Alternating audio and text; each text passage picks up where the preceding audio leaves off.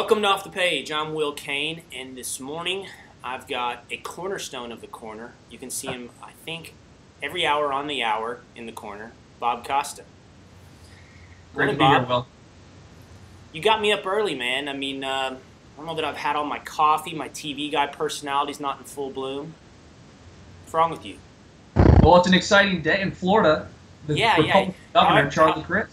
Yeah, however early you got me up, you didn't get me early enough.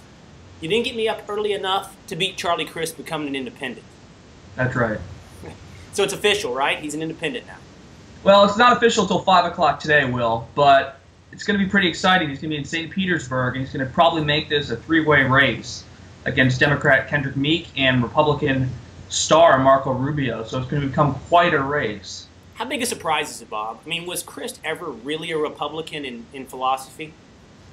You know, it is a surprise because he was the Republican frontrunner a year ago. He's dropped a lot in the polls in the GOP Senate primary against Marco Rubio. But really, he was actually someone who was highly touted as a future Republican presidential candidate.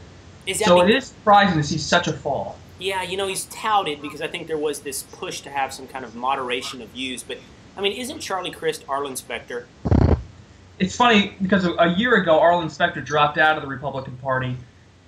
And now everyone's comparing Crist to Specter. But here's the key difference between Specter and Crist. Specter was becoming increasingly unpopular, not only with the GOP primary voters in Pennsylvania, but in Pennsylvania overall. There was a lot of Specter fatigue.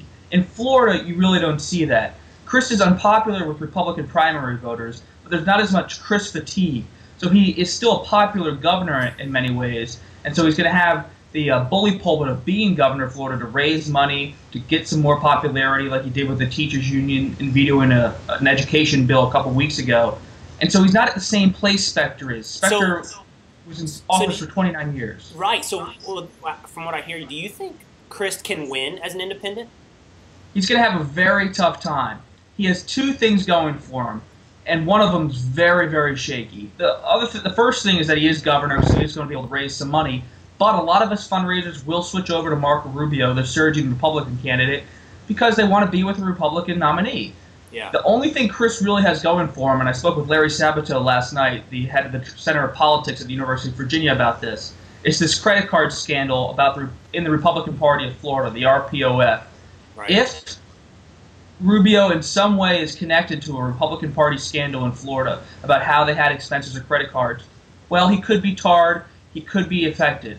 But, as Sabato and I both agreed, Rubio could come out of this totally clean. It could be completely trivial. And in a Republican year, with a star Republican candidate like Rubio, any kind of allegations could just wash away. So Crist is going to have to run a negative campaign, which is not really easy as a way to win. Well, you know, I think one question is, can Crist win as an independent? I think a second question is, does he hand the election to the Democrat, Kendrick Meek? Does he split a conservative vote between he and Rubio? Is that a big risk here? It could be. Catherine Lopez posted something on the corner earlier today saying that there's a rumor that Crist may have called the White House and Rahm Emanuel asking for support, and the White House didn't take the call. So I think the White House is going to get very much behind Kendrick Meek, the Democrat. President Obama's poll numbers in Florida are around the mid-40s. So they say we have a chance here to win this three-way race. And Crist is going to have a tough time because he's going to be attacked from both sides. So his campaign is going to run a simple narrative, me against the machines. The Republican machine on one side, the Democratic machine on the other. But there is a bit of a catch there because if you run against the Republican machine, people are going to point out that John Cornyn and others from the NRSC were the ones who endorsed you last year. So the machine used to just be behind you, and now you're going to run against the machine. Hey, it's Bob, a bit of a conundrum. You know what's going to happen in the mainstream media, in the MSNBC quarters, Chris Matthews.